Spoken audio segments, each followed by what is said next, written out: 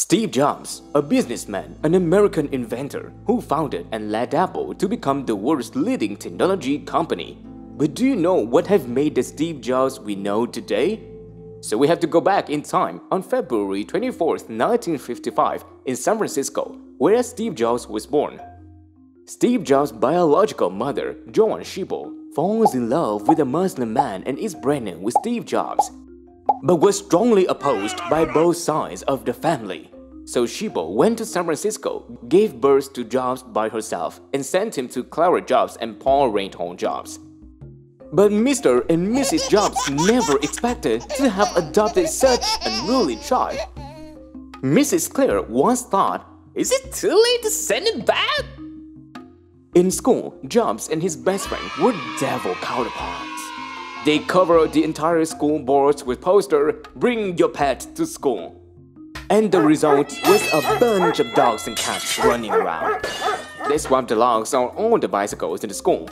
They even put explosives under the teacher's desk and scared the hell out of her. Then the school immediately separated these two gentlemen into two different classes to avoid further trouble. Since childhood, Steve Jobs has his own way of making pocket money. That's smart, but he doesn't study at all. Then Jobs' fourth-grade teacher with a lollipop and $5 has succeeded to make him work hard with his homework and become the best student in the class. But because he was so smart, when he entered the Crittenden Middle School, Jobs was bullied and boycotted repeatedly. Jobs went home in tears and announced to his parents, "Either you send me to another school or I won't study anymore." So, the Paul Jobs family moved to Los Altos, where he studied at Cupertino. Since 12 years old, Jobs had developed an interest in science and electronics. Jobs signed up to the Hewlett-Packard Explorer Club, a technology company. Then Steve Jobs saw a computer for the first time, and now Jobs knew he had fallen in love. But after that, Jobs turned to some dangerous habits. He started smoking marijuana and other drugs. Mr. Paul found out and shouted in anger, "What is this, Steve?" Which Jobs calmly replied, "It's marijuana, Dad." This was the only fight between the Jobs father and son since then. But as always, Paul gave in to Jobs. Jobs then turned to LSD, a form of stimulant drug, and continued to indulge himself through high school days. But in his senior year, Jobs regained consciousness and realized the bleak future ahead. He needed to stop indulging himself and make choices for his life. Should he continue his studies as usual or follow the call of technology and electronics? Should I follow my heart or my mind? And Jobs followed the call of his heart. This time, he took an electronics class with John McCollum. Here, Jobs became close friends with Steve Wozniak, the same name and the same passion for electronics as Jobs. The two embarked on becoming an invincible technology couple. On a Sunday afternoon, when Jobs was at home, he got a call from Woz to talk about an article regarding Blue Box 6. The article describing how John Drophead hacked the system and made free long-distance calls with a simulated audio copy. The two were very excited, immediately went to buy components and spent many days making the first electronic version of Blue Box. They were anxious to call their uncle in LA, but mistakenly called another number. They both screamed excitedly at the other end. "Hi, we're calling you for free. We're calling you from California, with the Blue Box." I'm in California too.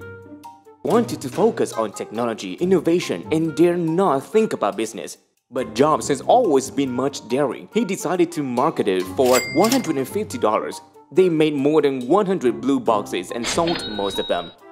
Blue Box is the first inspiration for these two to the foundation of Apple later.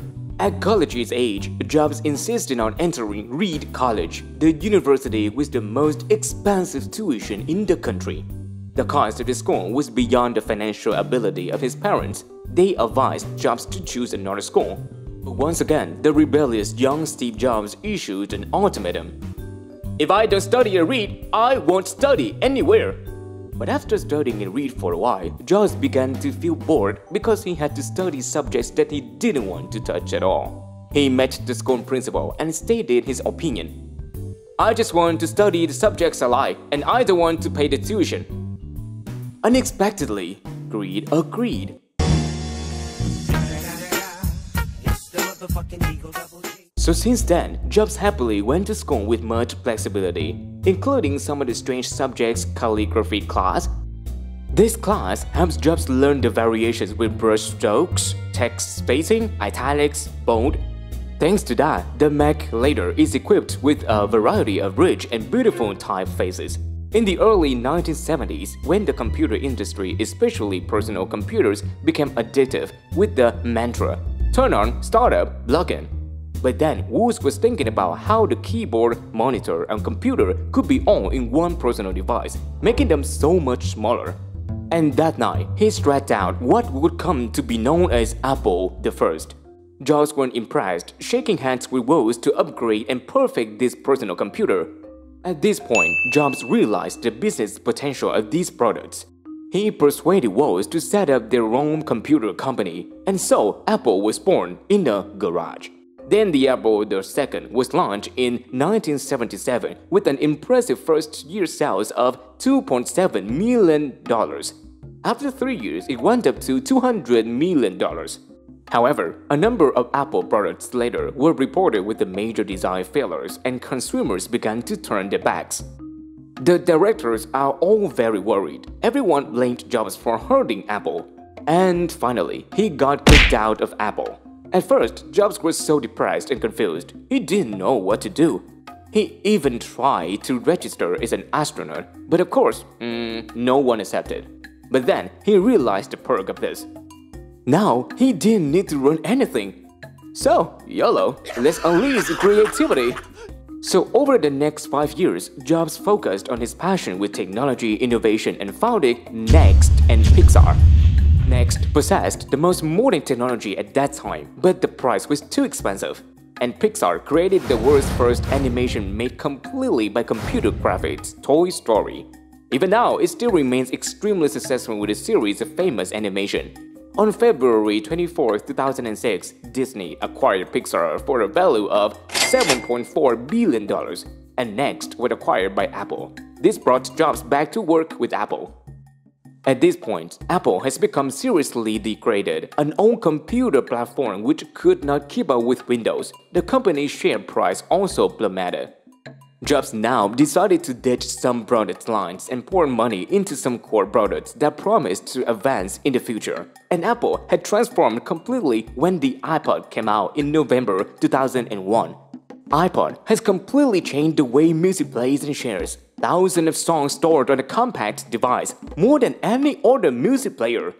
Despite making huge profits with the iPod, Jobs was always obsessed and wanted to focus on mobile phone development because he had prophesied the technology trend later.